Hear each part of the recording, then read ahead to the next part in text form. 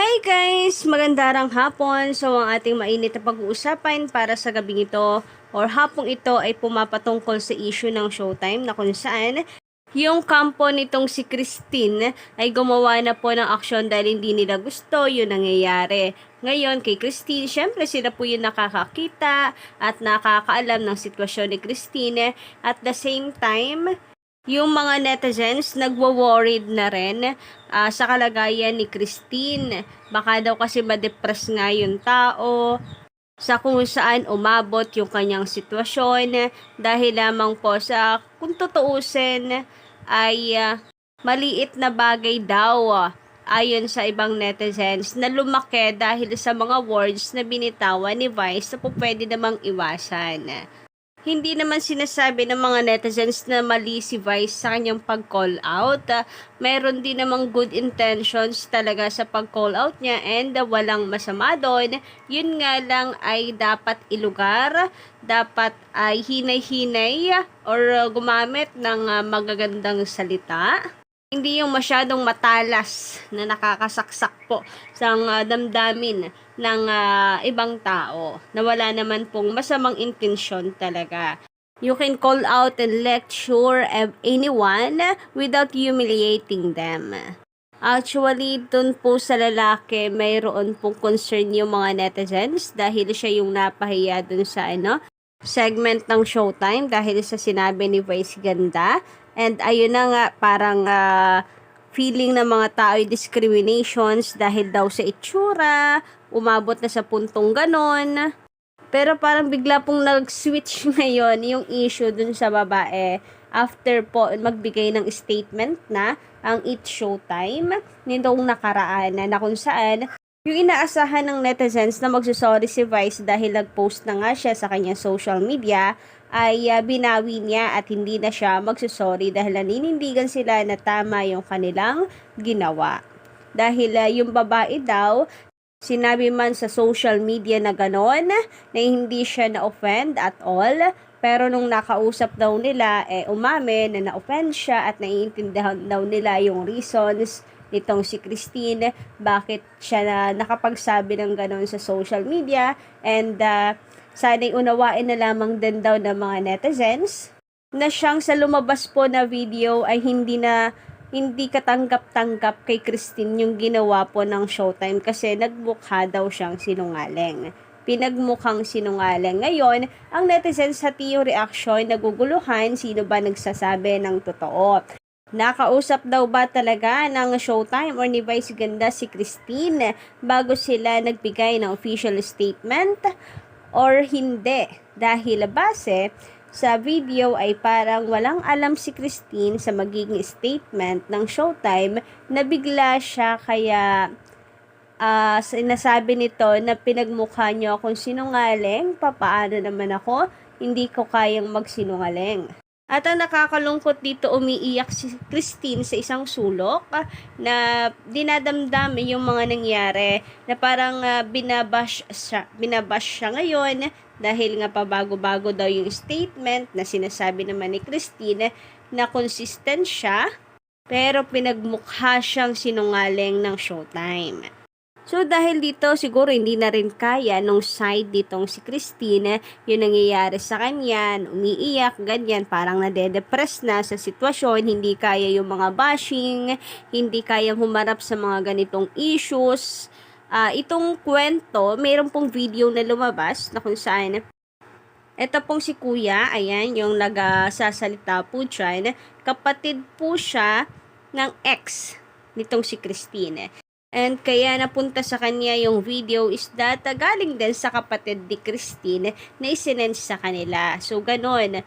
So, yung ate ni Christine concerned na po siguro talaga dito sa sitwasyon ng kanyang kapatid. And eto, siguro itong si Kuya na nagve-video na concerned daw po dito kay Christine ay ito ang naisipang paraan para ipakita sa publiko yung nararanasan ni Christine to stop the bashing. Stop na yung masasakit na salita dahil lalo lang lumalala yung sitwasyon. Hirap na i-handle si Christine ng sitwasyon. So kung makikita nga naman ito ng publiko, maaring maawa tigilan na yung bashing kay Christine. Kasi, base nga po dun sa sinabi ni Christine sa video, pinagmukha niyo akong sinungaling na bagay na hindi niya matanggap-tanggap. Pinagmukha niyo akong sinungaling. Paano na po ako? So, mayroon po dito nag-tweet and sinasabing abot langit ang ginawa niyong pang-aalipusta sa mga searcher niyo. Vice Ganda and Ann Curtis, halos mabaliw na si Christine sa ginawa niyo sa kanya. Kaloka, may pampagamot ba kayo sa kanya if ever? Itigil na yung show na yan. Sabi naman dito, OMG, parang tinorture si girl na umamin sa kasalanan na hindi naman niya ginawa para lang mapagtakpan ang kagagahan na ginawa ng mga host sa Showtime.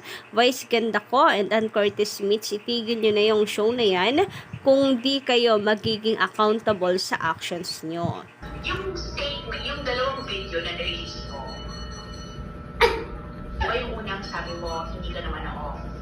Hindi mo kasi in-explain ko po na nakasatlong video nga po ko eh. Kaya nga, Kasi- nakatatlong video ka na iba-iba din yung sinabi. Hindi po iba-iba. Paulit-ulit ko po. In-exaggerate ko lang po. Kasi mga tao na nire-replyan po sila kasi hindi nila mag-get yung point ko. Sabi naman dito, based sa video, nag-post na si girl that everything was okay for her. The problem is tinawagan pa ata ng show yung girl to reverse her statement. Kaya nagkaganyan sa video. Nako, nagmumukhang gusto nila i-manipulate itong si ate to justify the host action. Not sure ha? Correct me if I'm wrong. So, yun yung naging reactions ng mga tao na po pwede yung pabago-bago ng statement nitong si Christine is because of pagsundot pa ng Showtime sa kay Christine.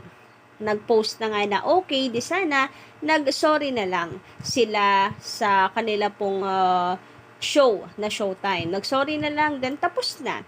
Pero mukhang tinanong pa talaga nila ulit, bagay na po pwede pong magbago yung statement ng isang tao kasi nagulo yung utak po niya lalo. And maraming kumakampi kay kuya naman na hindi naman niya balak halkan or ibeso si ate, kundi kanyang isi-shoulder bump lang. Maaring ang nangyari talaga is nagulat lang si ate pero hindi siya na-offend. Nagulat siya kasi bago yun sa kanya dahil babae nga siya. Then, malakas siguro yung pagkakahatak ni kuya.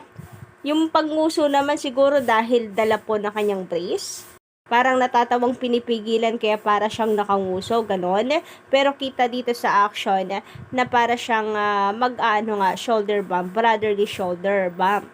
Napalakas lang yung hila kay ate kaya siguro nabigla, nagulat and kumapit siguro baka madadala na siya kaya lumalabas na parang nanlaban itong si ate at umaayaw. Pero hindi na-offend. Magkaiba yung nagulat sa na-offend. Ang mali lang is hindi po agad kinorek ni ate sa show mismo after magsalita ni Vice na hindi okay lang po, nagulat lang ako para clear na sana doon pa lang. Meron kasi nagsasabi na andun kasi sila mismo, sila Vice Ganda and yun mismo yung reactions nila nung makita. Pero kasi 'di ba kahit andun ka po mismo sa sitwasyong yun, nagulat ka, yun yung nagre-reaction mo at end of the day, akala mo lang ay susunggaban ng halik ka. So kinakailangan pa rin ng sorry kasi akala mo pa din. Akala mo lang pa din yon kahit nandoon ka mismo. Kaya kinakailangan mo pa rin humingi ng sorry kay Axel, bagay na hindi po ginawa ni Vice Ganda. So for me, sana humingi ng tawad na lamang po sila and then panindigan sa huli na kung sakali na may na-violate nga na may mababiolate na karapatan, mapababae, mapalalaki, sila po yung magiging responsible at hindi sila magdadalawang isip na gawin ulit yung ganong pag-call out dahil yon ang tama, dahil sila ang responsible sa mga bagay na yon. So, paano na po ito ngayon na masama po pala ang dating ng ginawa pong statement or sinabi nila ni Vice at ng Showtime hinggil po sa issue.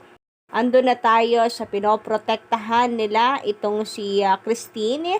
At the end of the day, ginawa ito ng Showtime to protect Christine. Pero papaano naman itong video na lumalabas na hindi alam ni Christine and hindi siya pabor sa ginawa ng Showtime kasi sabi nga niya pinagmukha daw po siyang masama. Pero hindi lang din naman po si Vice Ganda ang bugbog sarado ngayon sa mga negatibong komento. Pati po si ate, itong si Christine, kahit ganyan na po, pinakita ng side niya na ganito yung kanyang nararanasan sa ngayon, patuloy pa rin po ang bashing. Na kung saan sinasabing hindi niya maintindihan na para po sa kanya yung ginagawang pagprotekta ng Showtime. Mas binigyan pa nga siya ng proteksyon kaysa kay Axel na to be honest daw ay nabaliwala na hindi man lang nakatanggap ng sorry dahil lalatadong maling-mali yung ginawa ni Vice Ganda. Sa kanya umikot ngayon yung issue. Kayo ba guys, anong inyong masisay patungkol dito? Pa-comment lang sa baba and don't forget to click the subscribe button and notification bell for more updates.